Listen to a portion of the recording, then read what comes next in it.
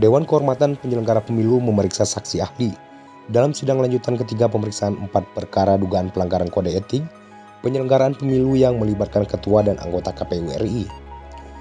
Kasus itu terkait pendaftaran Gibran Rakabuming Raka sebagai calon wakil presiden pasca putusan Mahkamah Konstitusi. Kuasa hukum pelapor Sunandiantoro mengatakan bahwa apa yang dilakukan oleh KPU jelas-jelas merupakan pelanggaran etik dan pelanggaran hukum. Hal ini terlihat dari pernyataan saksi ahli yang dihadirkan di persidangan. Profesor Dr. Ratno Lukito, saksi ahli pertama yang dihadirkan dalam persidangan, menilai di sidang ada masalah kekosongan hukum soal syarat usia cawapres. Juga ada perbuatan melanggar hukum yang dilakukan KPU.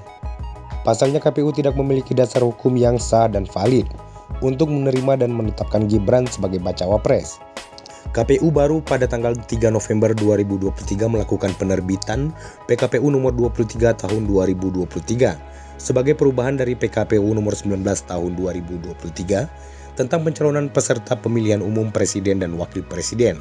Dengan demikian KPU dianggap telah melanggar sumpah dan janjinya untuk melaksanakan menegakkan Undang-Undang 1945 dan peraturan perundang-undangan dengan seluruh-seluruhnya.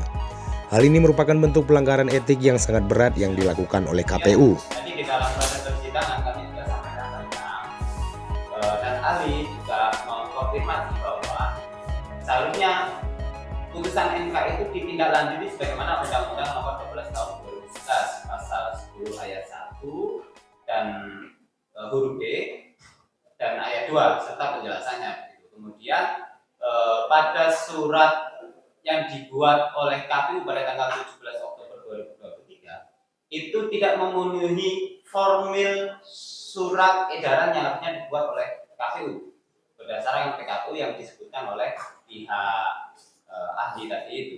Kemudian berkaitan dengan berita acara penerimaan pendaftaran.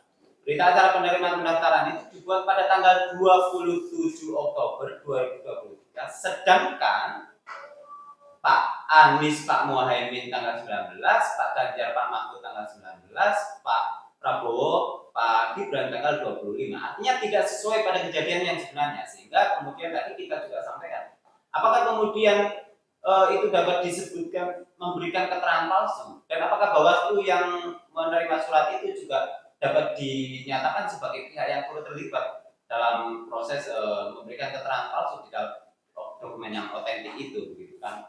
Nah, nanti kita juga sampaikan apakah tes kesehatan itu juga menggunakan anggaran pemilu. Bagaimana mungkin kemudian tes kesehatan itu dilakukan sebelum ada berita acara penerimaan pendaftaran. Selain itu, tadi juga sudah dikonfirmasi bahwa berita acara penerimaan pendaftaran itu tidak benar, tidak berkepastian hukum, melanggar etik dan melanggar hukum. Jelas tadi disampaikan oleh ahli. Kemudian ada berita acara verifikasi dokumen yang memasukkan, jadi pada tanggal 28 itu ada berita acara verifikasi dokumen yang memasukkan klausul putusan MK ke dalam kolom verifikasi, padahal putusan MK belum ditindaklanjuti oleh DPR atau Presiden dan belum ada perubahan PKPU.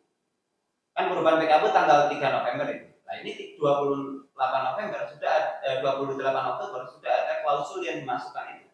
Yang kami duga itu adalah penyelundupan hukum. Tadi dikonfirmasi oleh ahli bahwa memang salah yang dilakukan oleh KPU itu tidak berkepastian hukum dan seharusnya Gibran dinyatakan tidak memenuhi syarat karena berdasarkan PKPU nomor 19 tahun 2023 itu mensyaratkan berusia paling rendah 40 tahun. Tadi kita juga tanya, apakah PKPU nomor 19 tahun 2023 itu khusus berusia syarat berusia paling rendah 40 tahun itu ditujukan untuk semua orang atau dikecualikan untuk anak presiden? Nah, tadi ahli menjawab bahwa itu diberlakukan kepada semua orang gitu. Dan kemudian soal PKPU nomor 23 tahun 2023 tadi ahli menyampaikan konkret tidak bisa berlaku surut, tidak bisa dipakai untuk proses pendaftaran dan tidak bisa dipakai untuk proses verifikasi dokumen karena sudah lewat, dan PKPU nomor 23 itu dibuat pada tanggal 3 November 2023. Gitu tadi yang disampaikan. Apakah dari saksi ahli